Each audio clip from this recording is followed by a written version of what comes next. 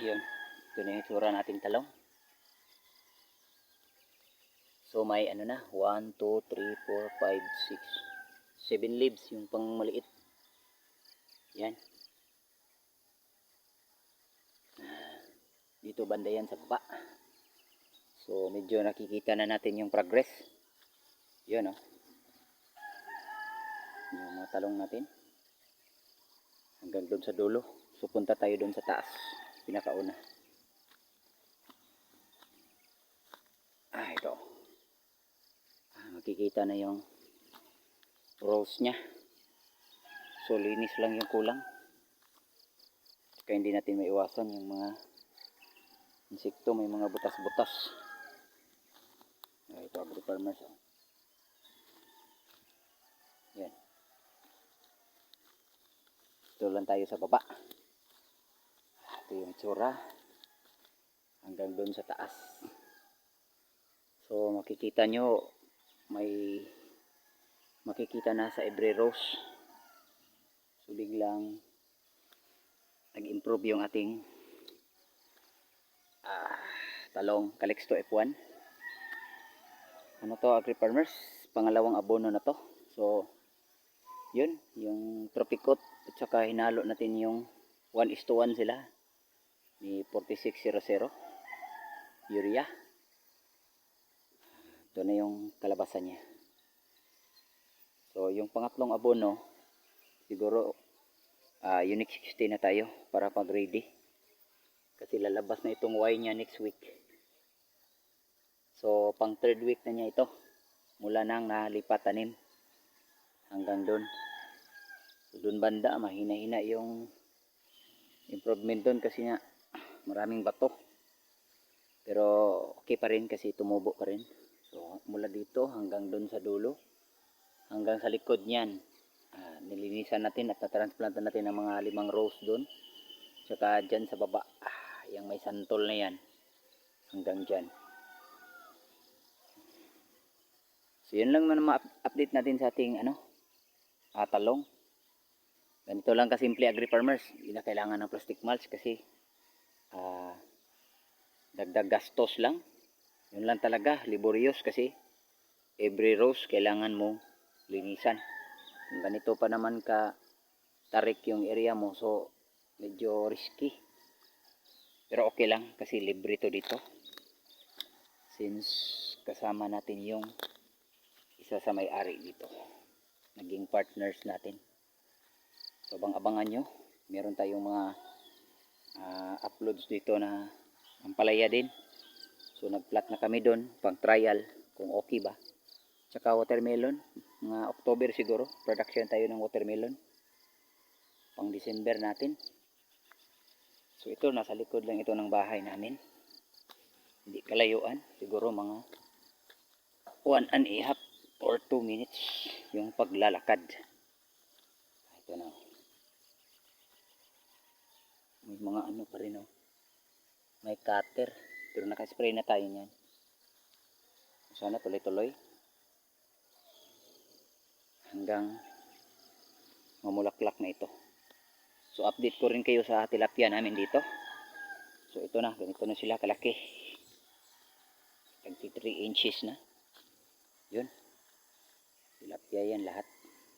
I-zoom natin ng konti. Yan, yan mga tilapia yan. Lapit tayo ng konti do.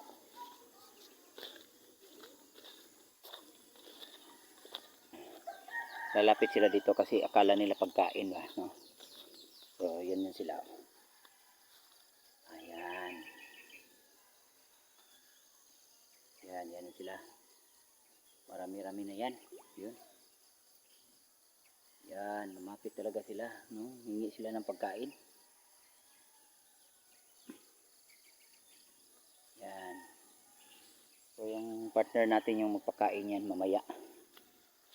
Yun yung kagandahan dito sa area agri-farmers.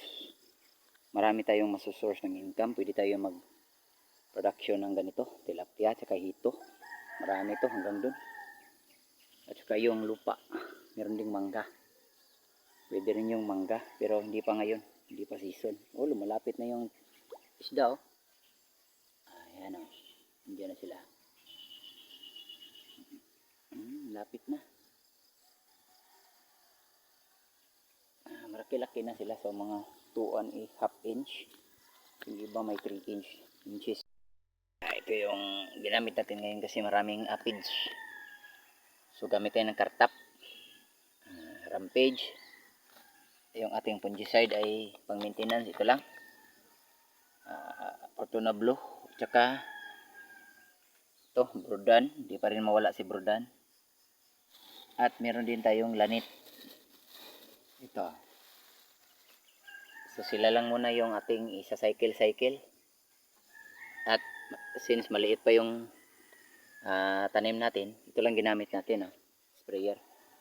1 liter lang. So update sa sili. Ito na yung tsura ng ating sili. Yan. Medyo konting bumubulas na. Doon. So yun lang yung munang update natin sa ating talong. Kasi meron pa tayong sinisidling doon. May higit 1,000 yan. Para yan sa likod ng bundok na yan. Kasi meron to pahaba doon sa dulo. At meron ding maraming siling panigang. So yun yung project natin. Pupunuin natin tong area to. So bandang baba, production tayo ng watermelon. So kasi ang palaya, ano lang, trial lang muna tayo dyan. Siguro mga 20 puno, no? 20. So yun yung masishare ko, agri-farmers ha. Yun yung sa ating pinakatipid lang na paraan. Bayo, so kita nyo naman, yun yung ginamit natin, no? Matagal-tagal pero okay lang. Pag medyo malaki na si talong, so yun, sprayer na yung gagamitin natin, yung knapsack. So 16 liters na tayo. Siguro kung knapsack lang to, isang buong knapsack na siguro kasi mga maliliit pa. Yan, sili oh. Hindi pa gaano kalaki. So ayun lang yung kaganapan sa ating area. Kung saan napakamurang paraan, pati pag-abono, drench lang tayo, hindi tayo nag-granules kasi mahal. At saka okay pa naman yung area kasi bagong bukas naman to na area. Sa mga dyan, comment lang kayo kung meron kayong katanungan. At sa atin dito, pwede mag-production. Kahit kaunti lang yung budget mo. So, kailangan mo lang talagang hanap ka ng mapagkukunan ng pagkain before ka mag-focus dito. Pero ganun pa rin, proper monitoring. So, kita nyo naman, hindi natin lahat nakalinisan. Pero at least, tumubo na yung talong natin. So isa-isahin natin yun, rows by rows. Yung tabla, huli na siguro yung tabla. Linisan natin yung rows lang. At saka more production natin lahat. So kailangan nating tatabasin yung damo doon, manual. At saka pagkatapos isprayhan natin ng herbicide. At kung bago pa lang kayo sa ating maliit na channel, sana huwag kalimutang mag-subscribe mga agri-farmers. Pakiclick yung notification bell para updated kayo sa mga videos natin sa area na to. Kasi marami tayong mga plano dito sa area na to. So paunti-unti lang. Doon lang munang masishare natin. So alam niyo naman na lahat ng farmer ay gustong makatipid. Kasi malaking bagay yung nagtitipid ka. Tsaka pareho na naman yung production. So sa atin, yung share ko lang, hindi yung mga pang commercial or pangmamagandahan, no? Contest. So hindi naman to contest. So ang atin dito ay kung paano natin ginawa at tinarbaho yung ating gulayan. So sa atin lang, hindi naman to pagmayabang. Lang to na pwede talaga kahit maliit na paunti-unti yung budget mo, hindi bigla. So importante wala kang utang. Hindi naman tayo ganyan nga uutang tayo ng malaking pera pagkatapos i-invest sa area hanggang sa napakalaking utang. So sa atin wala, paunti-unti lang. So yun lang talaga. Sa labor, tayo lang rito. Hindi tayo nag-hire ng mga labor. Hanggang doon naman agri-farmers at maraming salamat. God bless, God bless.